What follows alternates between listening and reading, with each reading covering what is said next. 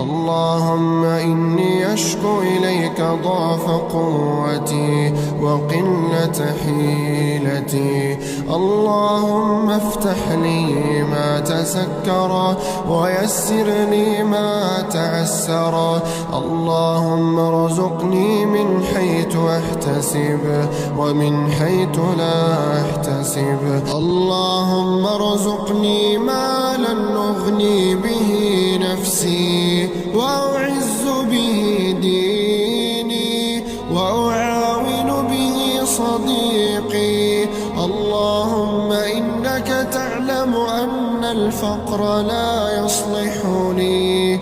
اللهم إني أعوذ بك من طول التمني